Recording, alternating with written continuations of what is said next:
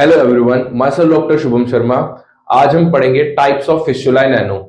ये दो तरह से मोस्टली क्लासिफाई किया जाता है, Parks classification and Saint James classification. और तीसरा हम बोल सकते हैं हाई एनल फिस्टुला या लो एनल फिस्टुला, जो डेंटेट लाइन के नीचे रहता है, मतलब जिसकी ओपनिंग जो है वो डेंटेट लाइन के नीचे रहेगी, वो होते हैं लो एनल फिस्टुला। और जिसकी डेंटेट लाइन के ऊपर रहती है वो रहते हैं हाई एनल फिस्टुला। अब हम पढ़ेंगे पार्क्स क्लासिफिकेशन। ये चार प्रकार की होती है: इंट्रास्फिंक्ट्रिक, ट्रांसफिंक्ट्रिक, सुप्रास्फिंक्ट्रिक और एक्स्ट्रास्फिंक्ट्रिक। ठीक है, इसमें एक और चीज हम ऐड कर देते हैं, सुपरफिशियल, जिसमें कोई भी स्फिंक्टर की इन्वॉल्वमेंट नहीं होती। तो सबसे पहले हम पढ़ेंगे सुपरफिशियल फिस्टुला इन एनो। ये सबसे सिंपलेस्ट फिस्टुला होता है, जो जिसकी एक्सटर्नल ओपनिंग बार स्किन पे, इंटरनल ओपनिंग एनल कैनाल में, और इसके जो ट्रैक होता है ये ना इंटरनल स्फिंक्टर को पियर्स करता है ना एक्सटर्नल स्फिंक्टर को पियर्स करता है, सिर्फ स्किन के थ्रू जाता है। ये मोस्टली जो है फिशर इन एनो के बाद, जब हम मतलब फिशर इन एनो को प्रॉपरली ट्रीट नहीं करते लंबे समय तक, तो उसमें उन कंडीशंस में ये सुपरफिशियल फिस्टुला इन एनो बन जाता है। उसके बाद आता है इंट्रास्फिंक्ट्रिक फिस्टुला इन एनो। इंट्रास्फिंक्ट्रिक से समझ सकते हैं, जो इंटरनल और एक्सटर्नल स्फिंक्टर के बीच में जो स्पेस होती है उसको हम बोलते हैं इंट्रास्फिंक्ट्रिक स्पेस।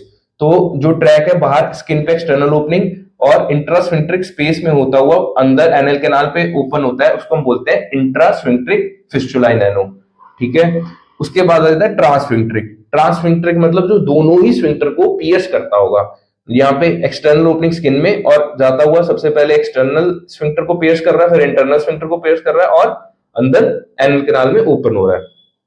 इसके बाद आ जाता है सुप्रास्फिंक्ट्रिक फिस्टुला इन एनो। सुप्रास्फिंक्ट्रिक से समझो, सुप्रा मतलब जो ऊपर ऊपर से जा रहा है।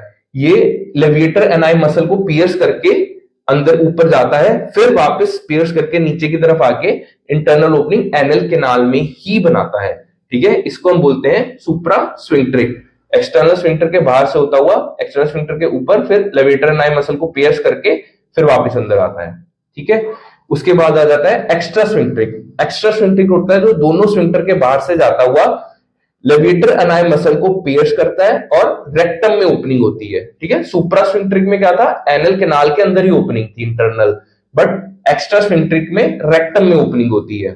ठीक है, ये हमारी होगी Parks classification for perianal fistula in ano. अब हम पढ़ेंगे सेंट जेम्स क्लासिफिकेशन।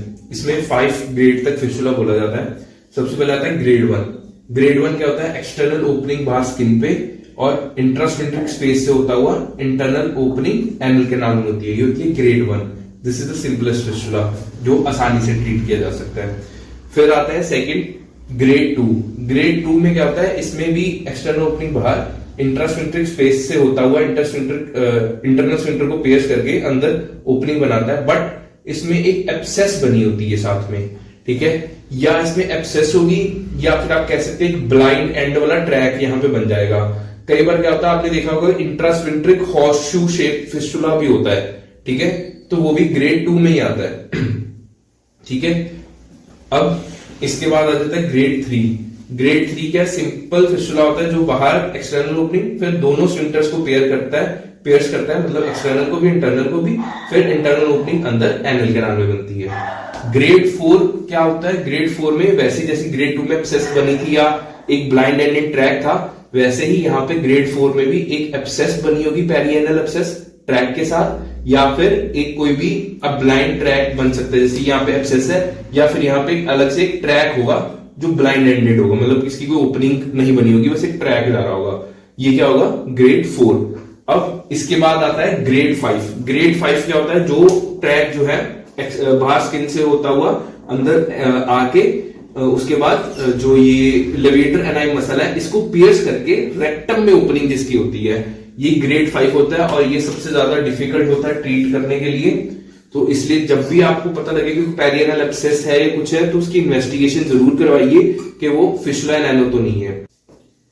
तो हमारी अब टाइप्स जो क्लासिफिकेशंस ऑफ फिस्टुला इन एनो है वो यहाँ पे कंप्लीट होती है। तो आई होप कि आपको हेल्पफुल रहेगी ये, जब भी आप फिस्टुला इन एनो का कोई भी मतलब सर्जरी करेंगे।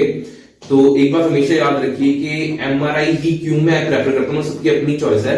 एमआरआई इसलिए मैं प्रेफर करता हूँ फिस्टुला इन एनो के ऑपरेशन से पहले, क्योंकि वो एक हमें मल्टी डायरेक्शनल अप्रोच होती है, जिसमें हमें अगर कोई भी ब्लाइंड एंडेड ट्रैक है या हॉर्सशू शेप ट्रैक है, वो हमें ज्यादा क्लियरली पता लग जाता है। I hope this is helpful. Thank you.